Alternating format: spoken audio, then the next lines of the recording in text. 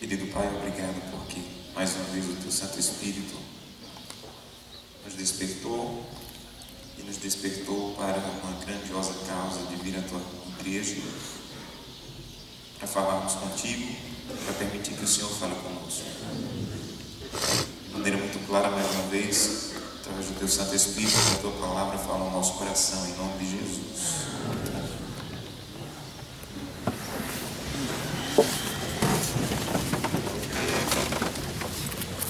Bom dia a todos. Para quê? Nós já estamos acumulando 2 desafios. O primeiro é o dia de jejum que você escolheu e o segundo, o de ontem, de ligar para alguém para agradecer porque é teu intercessor. Alguém conseguiu fazer isso? Que bom! Muitas pessoas. Não deixa acumular, igual na escola, se acumula até o final do semestre, então não deixa acumular. Eu tenho 2 pessoas que eu vou ligar. Ontem não consegui falar com uma delas, minha sogra. Isso aqui é um casamento abençoado, né? Casar com uma mulher de Deus, ainda tem uma sogra gente boa. E minha sogra, ela intercede de maneira muito intensa por mim, e eu preciso tornar a agradecer a ela.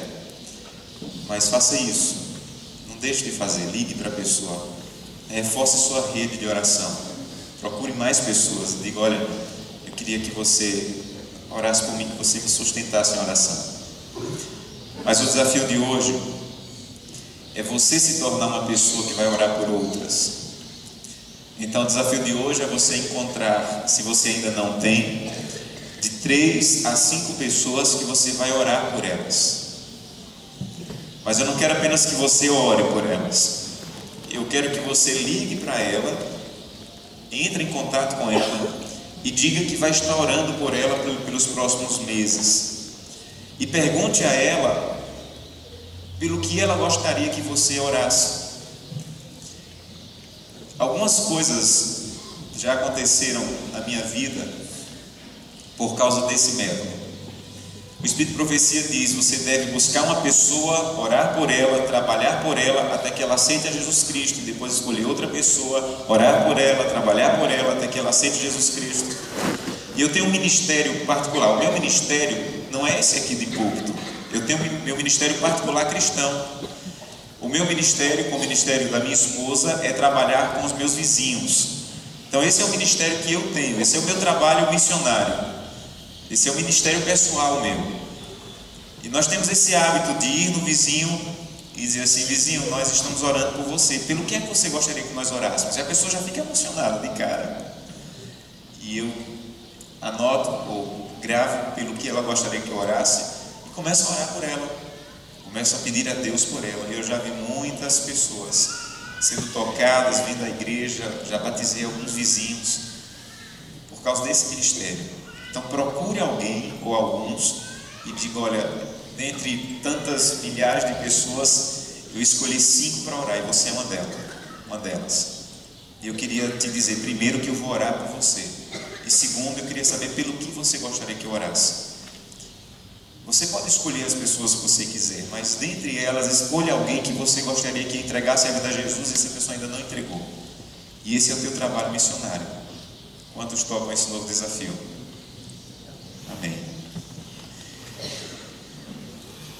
Me deixa ainda reafirmar uma coisa que eu falei no primeiro dia.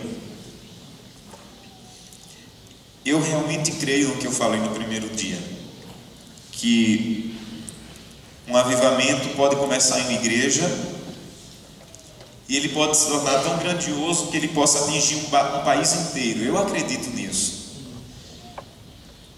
Eu não falo isso para começar uma semana de oração. Na verdade, é a primeira vez que eu falo isso.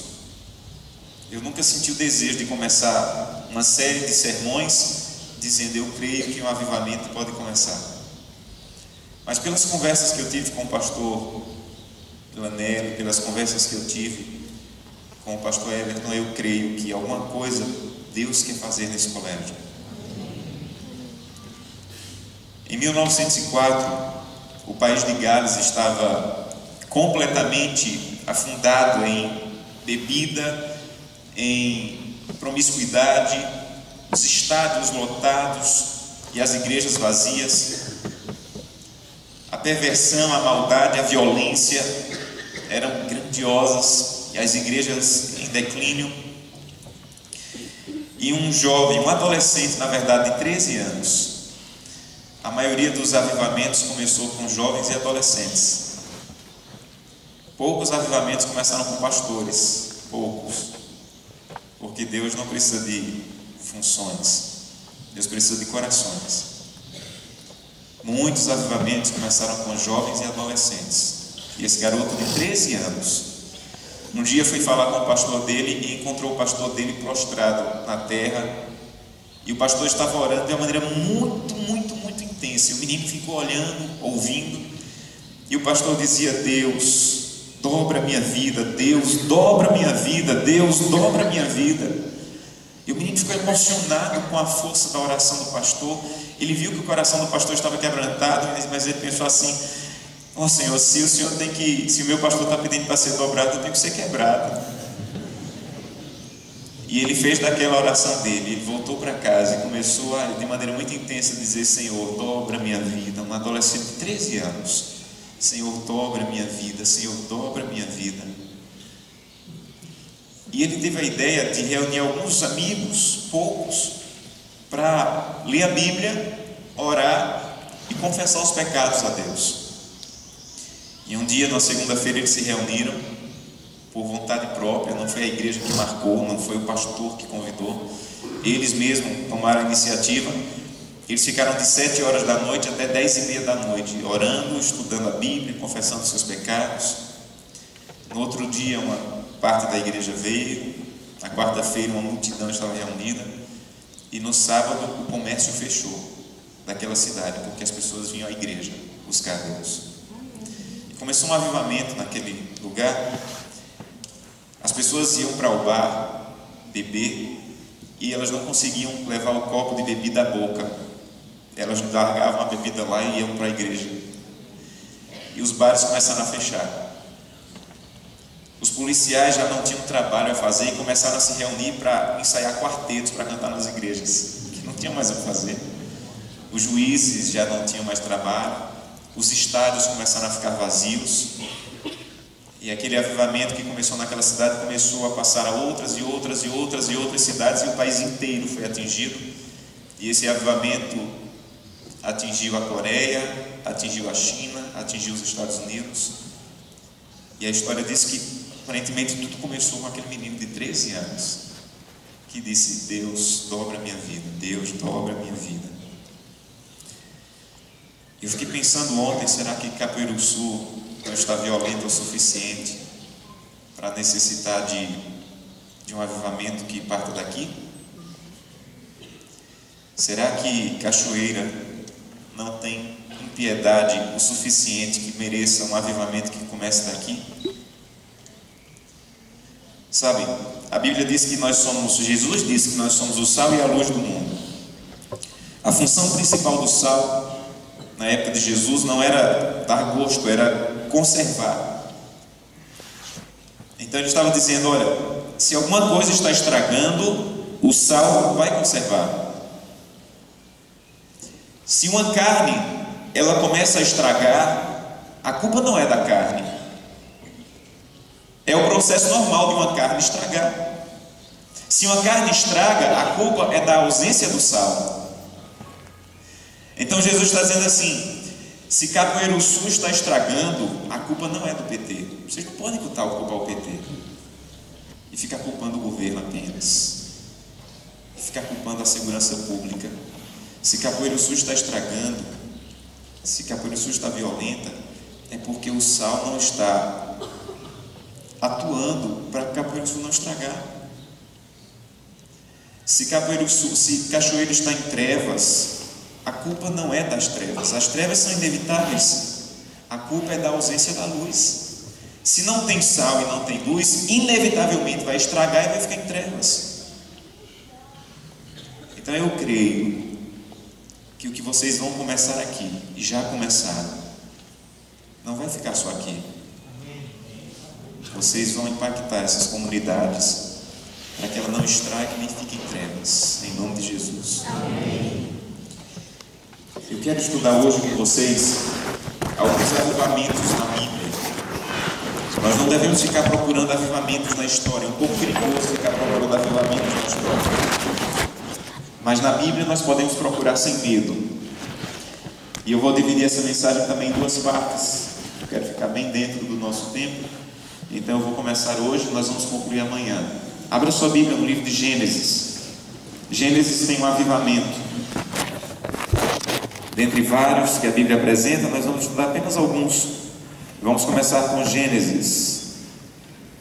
Gênesis, capítulo 35. Os avivamentos bíblicos têm muitas coisas, características, mas todos eles têm duas características em comum.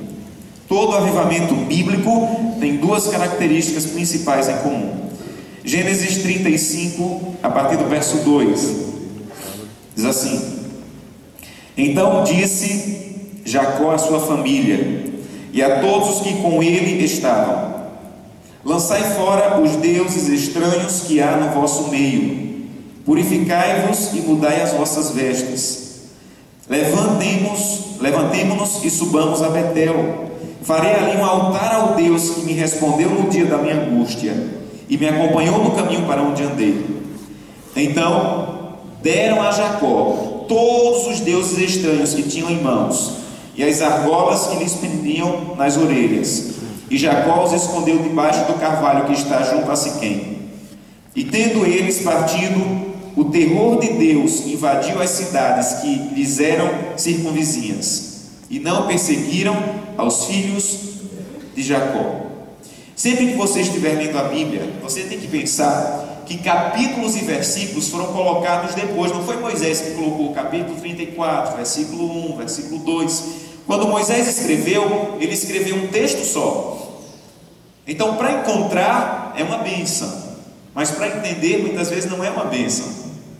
Você tem que ler o capítulo 34 e você tem que entender que quando Moisés, o capítulo 35, e você tem que entender que quando Moisés escreveu, ele esperava que você estivesse lendo o capítulo 34 também, para entender o capítulo 35. Se você ler o capítulo 34, você vai ver que a família de Jacó, os filhos de Jacó, estavam longe de Deus, tinham acabado de matar todos os homens de uma cidade sem autorização de Deus, sem o apoio do pai. Eram homens agressivos, briguentos, cheios de confusão. E Jacó ficou com medo das outras nações, porque eles eram apenas uma família, e eles tinham matado todos os homens da cidade. E Jacó ficou com medo de as outras nações virem destruí-los. Eles eram um povo pequeno. E Jacó estava precisando urgentemente de um avivamento na família. Jacó estava precisando urgentemente que alguma coisa espiritual nascesse no coração da família dele. E ele disse assim: vamos voltar ao lugar onde eu comecei. Vamos voltar a buscar a Deus onde eu comecei a buscar. Primeiro ponto de um avivamento, segundo Gênesis: volte a buscar a Deus onde você buscou quando começou a sua caminhada. Talvez grande parte de vocês, quando começou a sua caminhada cristã, lia mais a Bíblia, orava mais, tinha mais contato com Deus, e o tempo foi fazendo você perder essa volte aos lugares onde você começou. Depois ele disse: abandonem tudo na tua vida que não é de Deus. Essa é a primeira característica dos reavivamentos bíblicos: abandonar pecado. Ele disse assim: comecem a me entregar os deuses que vocês têm. Meus filhos, comecem a me entregar as joias que vocês têm. Comecem a me entregar tudo que tem no coração de vocês. Então Deus está dizendo assim: vocês estão vindo para a igreja dizer: Senhor, me enche de poder. Um avivamento não começa pedindo a Deus para encher de poder. Um avivamento começa pedindo a Deus para me esvaziar. Então, antes de dizer Santo Deus me preenche, você tem que começar a orar: Santo Deus me esvazia. Então não comece pedindo a Deus: Senhor, me enche de poder. Eu quero participar desse avivamento aí que o pastor fala, me enche de poder. Um avivamento não começa com as pessoas pedindo para serem cheias de poder. Começa com as pessoas dizendo: Santo Deus, me esvazia. Deus nunca vai encher um coração que já está cheio de vaidade, de orgulho, de pecado, de promiscuidade. Então você tem que cair com o rosto em terra no teu quarto e dizer: Santo Deus, me esvazia, tira do meu coração. Eu quero enterrar, como Jacó fez, tudo que não deveria estar no meu quarto, tudo que não deveria estar na minha geladeira, tudo que não deveria estar no meu armário. Eu quero enterrar, Senhor, porque eu quero que alguma coisa aconteça. E aqui diz que quando eles fizeram isso, voltaram para o lugar onde a vida espiritual de Jacó tinha começado. E quando eles começaram a se desfazer de tudo, diz que Deus colocou um terror diante de todas as nações, e todos temeram aquela pequena família. Segunda característica do avivamento bíblico: vitória. O avivamento bíblico sempre começa com abandono de pecado, e a segunda característica, Deus dá vitória para aquelas pessoas que buscam avivamento. Segundo avivamento que eu quero que você observe, Josué capítulo 7. Josué capítulo 7. Vamos ler a partir do verso 2. Josué capítulo 7, a partir do verso 2. Diz assim: enviando, pois, Josué de Jericó alguns homens a Ai, que está junto a Bet-Aven, ao oriente de Betel, falou-lhes dizendo: subi e espiai a terra. Subiram, pois, aqueles homens e espiaram a terra de Ai. E voltaram a Josué e disseram: Josué, não precisamos subir com todo o povo? Subam 2 ou 3 mil homens para ferir Ai. Não vamos cansar todo o povo, porque em Ai tem poucos inimigos. Verso 4. Assim, subiram lá do povo apenas 3 mil homens, os quais fugiram diante dos homens de Ai. E os homens de Ai feriram deles uns 36, e aos outros perseguiram descendo até a porta, as pedreiras, e os derrotaram na descida, e o coração do povo se derreteu e se tornou como água.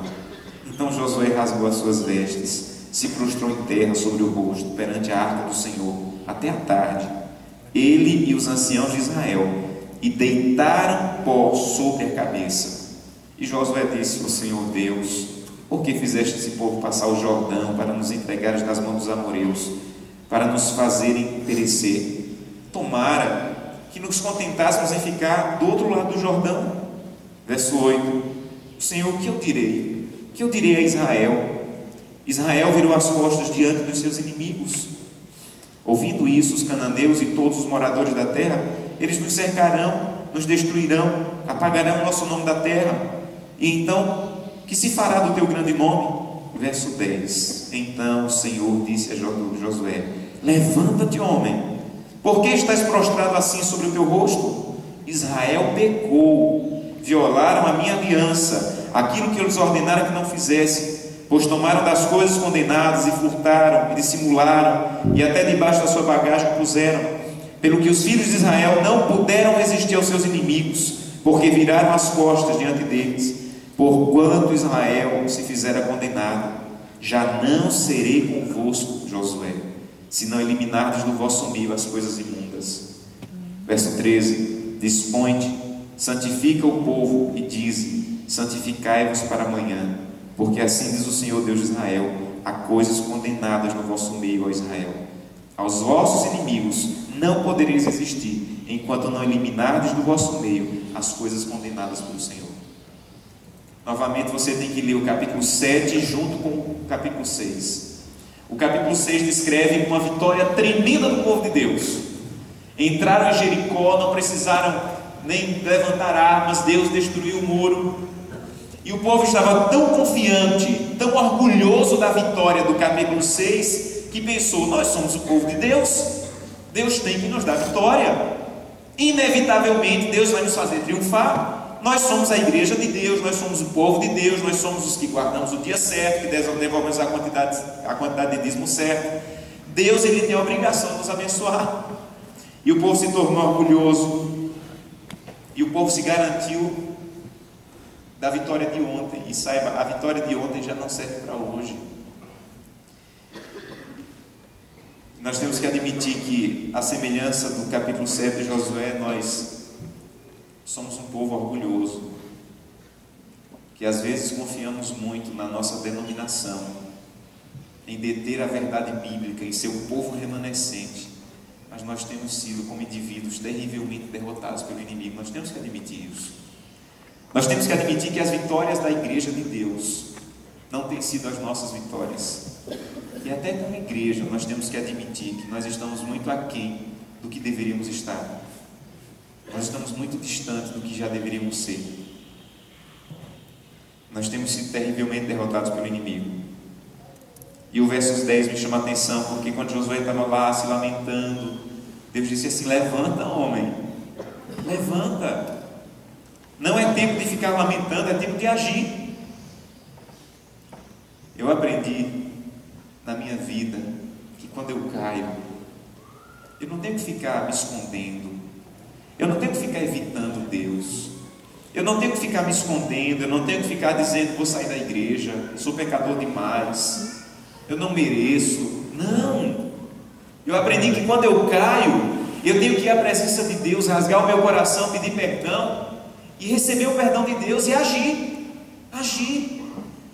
Então você é pecador, para de ficar lamentando: oh, eu não mereço, eu vou sair da igreja, eu sou muito frio, eu estou vivendo uma vida hipócrita, eu sou morno, eu estou com o pé na igreja e o pé no mundo. Para de se lamentar e age. E eu tenho agido na minha vida tirando algumas coisas.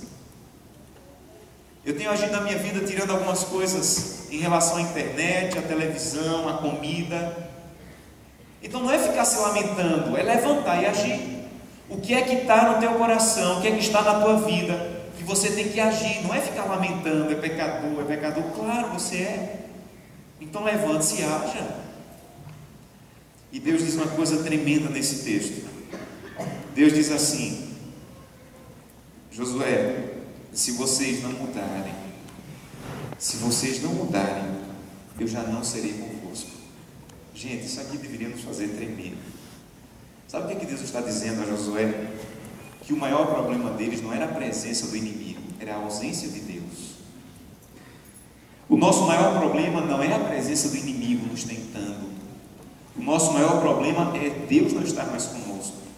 Já não estarei convosco, diz o Senhor, porque a mão de vocês está suja, porque vocês estão guardando muitos pecados no coração. Então o grande problema não é o inimigo, porque o Espírito de profecia diz que ao som da fervorosa oração todo o exército de Satanás treme. Você sabe o que é isso? Você sabe o que é você ser capaz de fazer uma oração fervorosa e um terço dos anjos que foram criados por Deus tremer? Então o grande problema não é a presença do inimigo, é o Senhor já não ser conosco. E Deus disse: santificai-vos, porque há no vosso meio coisas contaminadas, e vocês não vão conseguir resistir ao inimigo, porque o coração de vocês está poluído. Santificai-vos, povo de Deus, senão você não vai conseguir ter vitória. Todo avivamento bíblico tem abandono de pecado, confissão e abandono de pecado. E no capítulo 8, Deus deu vitória e eles destruíram a cidade de Ai, porque todo avivamento bíblico tem confissão e abandono de pecado e vitória. 2 Crônicas capítulo 32, terceiro avivamento. 2 Crônicas capítulo 32.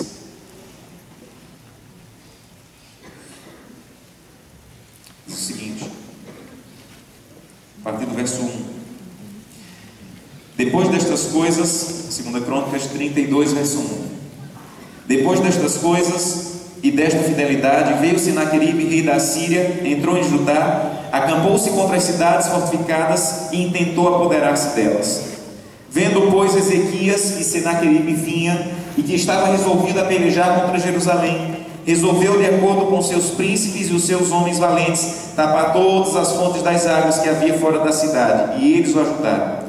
Assim muito povo se ajuntou e taparam todas as fontes, como também os ribeiros que corriam pelo meio da terra, pois diziam: por que viriam os reis da Síria e achariam tanta água em nosso meio? Ele cobrou ânimo, restaurou todo o muro quebrado, sobre ele ergueu torres, levantou também outro muro por fora, fortificou a Milo na cidade de Davi, e fez armas e escudos em abundância. Pôs oficiais de guerra sobre o povo, reuniu-nos na praça, na porta da cidade, e lhes falou ao coração, dizendo: sede fortes e corajosos, não temais, nem vos assusteis por causa do rei da Síria, nem por causa de toda a multidão que está com ele, porque um há conosco maior do que o que está com ele. Com ele está o braço de carne, mas conosco o Senhor nosso Deus para nos ajudar e para guerrear as nossas guerras. E o povo cobrou ânimo com as palavras de Ezequias, rei de Judá. Aqui tem uma história fantástica, mas para você entender, você tem que entender um pouco da cultura da época. Senaqueribe era conhecido como a praga do Oriente. Ele entrava numa cidade e arrasava a cidade. Não tinha exército que conseguisse resistir. E quando Ezequias soube que ele vinha invadir, o povo tremeu, porque ninguém nunca tinha conseguido até aquele momento resistir a Senaqueribe. E o povo começou a tremer, o inimigo vinha. E Senaqueribe tinha uma estratégia de guerra que era muito comum naquela época, de cercar a cidade, levava comida, ficava bebendo a água que tinha ao redor da cidade e ficava esperando o povo lá dentro morrer de sede e de fome. Então ele ficava o tempo que fosse necessário, até que o povo ou morresse de fome ou se entregasse e ele destruía. Então era inevitável vencê-lo, era quase impossível vencê-lo por causa dessa estratégia. Ficava cercando a cidade o tempo que fosse necessário, até que a cidade se entregasse. Quando Ezequias soube que o rei vinha, o rei Senaqueribe vinha, ele pensou: o inimigo vai vir, é inevitável, mas por que é que ele vai beber água da nossa água? Então reuniu o povo e disse assim: vamos tampar todas as fontes de água, porque o inimigo vai vir, mas ele vai morrer de sede. Que o inimigo venha para tentar destruir teu casamento é inevitável, é inevitável. Você não pode fazer nada para evitar que o inimigo venha tentar te destruir.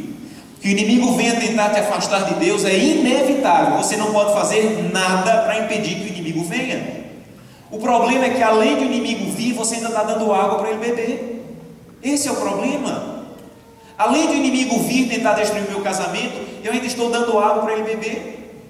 Então quando eu acordo de manhã com minha esposa para fazer um culto, sabe o que é que eu estou dizendo? O inimigo vai vir, mas ele não vai beber água não. Ele vai ficar com sede. E o inimigo com sede vai embora rápido. O inimigo está vindo destruir tua vida, e você ainda está dando música para ele, páginas na internet para ele, vaidade para ele. Você está dando água para ele. Então deixa ele vir, você não vai conseguir impedir, mas tampa todas as fontes de água que ele possa ter acesso na tua vida. Deixa ele morrer de sede. Todo dia o inimigo se levanta, mas todo dia você tem que dizer: Senhor, quais são as fontes de água no meu coração que o inimigo ainda está tendo acesso? Senhor, me ajuda a tapar todas elas. Que ele venha, mas que ele fique com sede. Que ele cerque minha vida, mas que ele não tenha beber água e ele vai embora rápido. Porque o inimigo com sede vai embora rápido. Sabe o que é que a história nos diz mais uma vez? Peça a Deus vitória contra os teus pecados. Tapa os lugares no teu coração, na tua vida, na tua família, que o inimigo ainda está tendo acesso. Porque todo avivamento bíblico tem perdão dos pecados, confissão do pecado e abandono do pecado. Se você ler a oração, eu desafio você a ler esses capítulos inteiros que eu estou lendo, só um pedaço. Mas o rei Ezequias fez uma oração, disse assim: Senhor, manda um anjo para vencer esse exército. Olha que oração absurda. Ele pode dizer assim: o exército é muito grande, manda pelo menos uma centena de anjos. Mas ele disse: Senhor, só um anjo. E no capítulo seguinte diz que Deus mandou um anjo só para honrar a oração do rei, e um anjo só destruiu todo o exército. Porque todo avivamento bíblico tem confissão de pecado, abandono do pecado e vitória. Último texto dessa manhã, e nós continuamos amanhã com esse tema. Isaías capítulo 59. Isaías capítulo 59.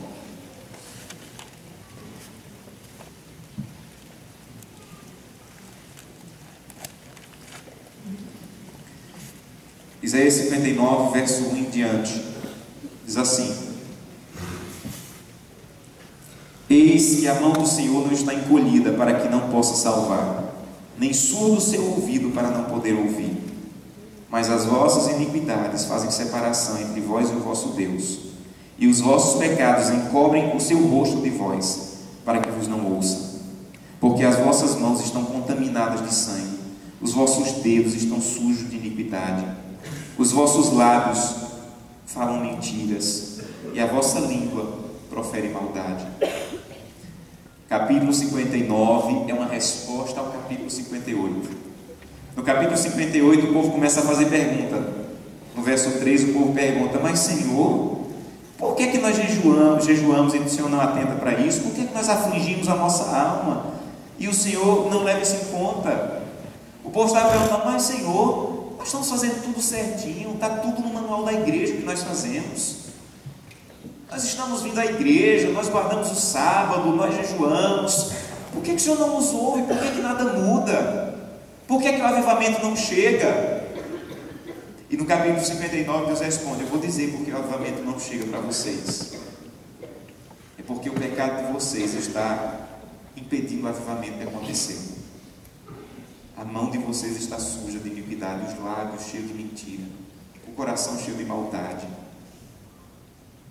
Deus está dizendo, Deus está respondendo por que o avivamento não chega. Para você entender o texto bíblico, sempre procure os verbos. O verbo denota a ação do que Deus quer fazer. No verso 2 tem 3 verbos. Por que o avivamento não chega? 3 verbos. O verbo separar, encobrir e ouvir. Deus está dizendo assim: por causa dos pecados de vocês, vocês estão separados de mim. O povo estava na igreja, gente. O povo estava jejuando. O povo estava afligindo o coração, mas estava separado de Deus. Então não importa estar aqui, me permitam falar isso, mas você não precisa apenas vir à igreja. Não é estar perto aqui da igreja, é o teu coração estar perto de Deus, confessar os teus pecados e abandoná-los. Então vejam, esse povo estava indo à igreja, mas Deus diz: vocês estão separados de mim. Então na nossa cabeça, estar indo à igreja é estar próximo de Deus. E Isaías está dizendo: não necessariamente. É possível uma pessoa estar indo à igreja, estar jejuando, estar afligindo a alma e estar separado de Deus, porque os pecados estão separando ela de Deus. Segundo o verbo, ele diz assim: por causa dos vossos pecados,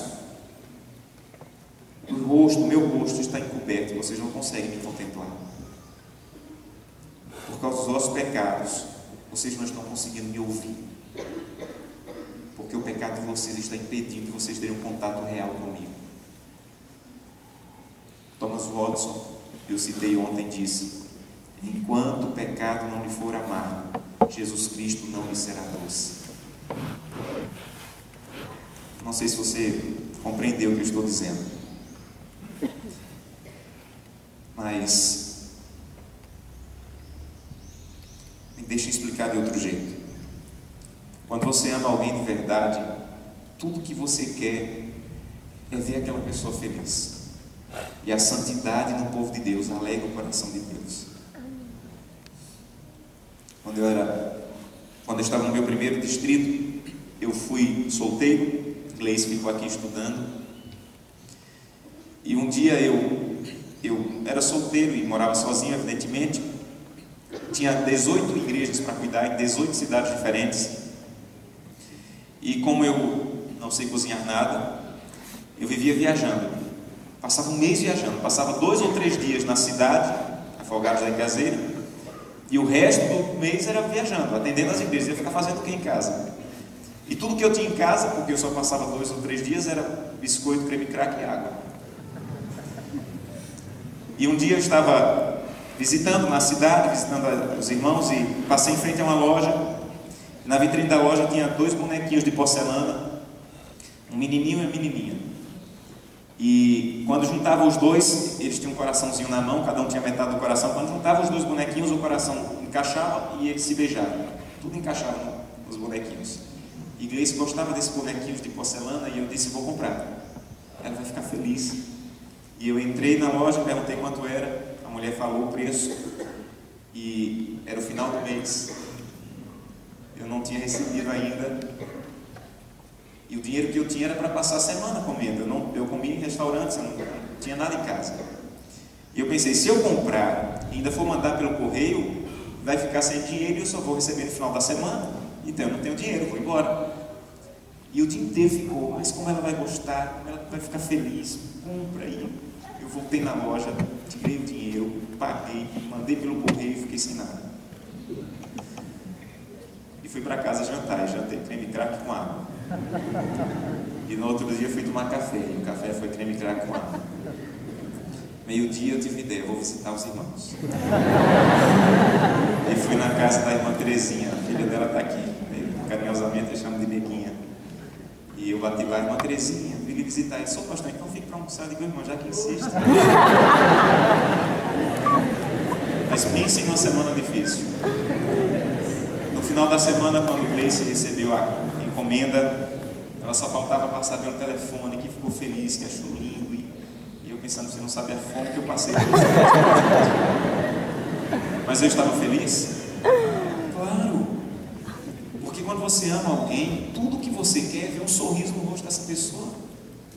Tudo que você quer é ver essa pessoa feliz com você. Enquanto nós temos desagradado a Deus, nós precisamos colocar mais sorriso no rosto de Deus. E sabe o que coloca sorriso no rosto de Deus? Um coração arrependido. Um coração que confessa os pecados. E sabe, a grandeza da santidade é que ela não é uma obra sua. Não é você quem produz santidade. Se você for a Deus confessando os seus pecados, Deus vai produzir santidade em você. Você não é santo, mas o Deus santo vai te tornar santo se você for à presença dele e disser, Santo Deus, me ajuda, eu amo essa música, eu amo essa página da internet, eu amo essa comida, mas isso tem impedido de eu ter contato com a tua face, então eu quero abandonar, Senhor.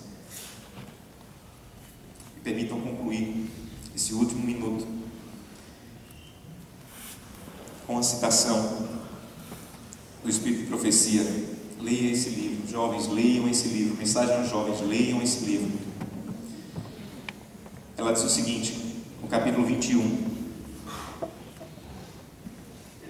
coisa alguma é mais perigosa do que o pecado. Ele é o Deus desse mundo, que está iludindo e cegando. Satanás não apresenta imediatamente suas tentações como são, ele as disfarça sobre um bom aspecto. Ele mistura aos divertimentos e extravagâncias alguma coisa proveitosa, e a pessoa se ilude e apresenta desculpas para cometer aquele pecado. Essa é simplesmente a parte enganadora, é a infernal arte do inimigo, mascarar o pecado. A grande necessidade de um profundo exame de consciência entre o povo de Deus, que cada um faça a pergunta: sou correto ou corrupto de coração? Estou renascido em Cristo ou ainda tenho um coração carnal? Apresente-se diante de Deus, olhe-se à luz divina, procure saber se você possui algum pecado secreto, alguma maldade, algum ídolo que você ainda não sacrificou. Ore, sim, ore como você nunca orou antes, para que você não seja iludido pelos artifícios de Satanás, para que não se entregue a um espírito descuidado e vão. Um dos pecados que constitui um dos sinais dos últimos dias é que o professo povo de Deus se torna mais amante dos prazeres do que amante de Deus. Tratem sinceramente com o seu coração, examine o seu coração cuidadosamente. Oh, quão poucos hoje podem dizer: estou morto para o mundo, e a vida que agora vivo, vivo na fé pelo Filho de Deus. Minha vida está escondida em Cristo e em Deus, e quando aparecer aquele que é a minha vida, eu também aparecerei com ele em glória. Quão poucos podem dizer isso? Hoje eu quero fazer um convite a você. Um avivamento nunca vai acontecer nessa escola enquanto suas mãos, seus ouvidos, os seus olhos e o seu coração estiverem sujos pelo pecado.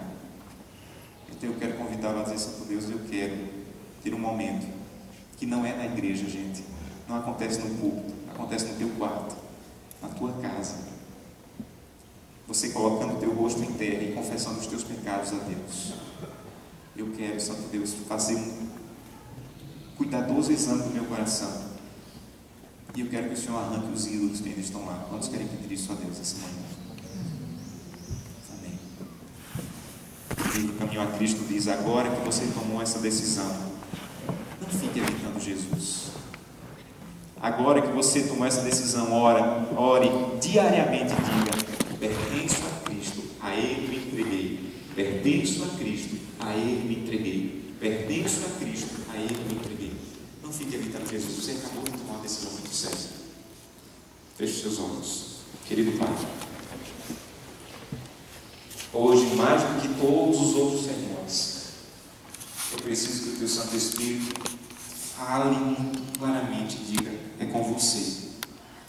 Não é com a pessoa do teu lado, não é com a pessoa que está atrás de você, é com você. Eu quero usar você, eu quero te dar poder, mas os teus pecados não confessados, acariciados e guardados estão impedindo você de contemplar a minha face, de ouvir a minha voz, de andar ao meu lado. Santo Deus, nós vamos sair agora e nós vamos sair para começar esse processo com a tua ajuda e tapar os lugares do nosso coração e da nossa vida onde Satanás não tem bebido água. Ajuda-nos a fazer isso, Deus, porque queremos olhar para o céu e ver um sorriso no teu rosto, por ver que o Senhor está tendo acesso ao nosso coração e nos purificando e transformando, em nome de Jesus. Amém. Que Deus abençoe você.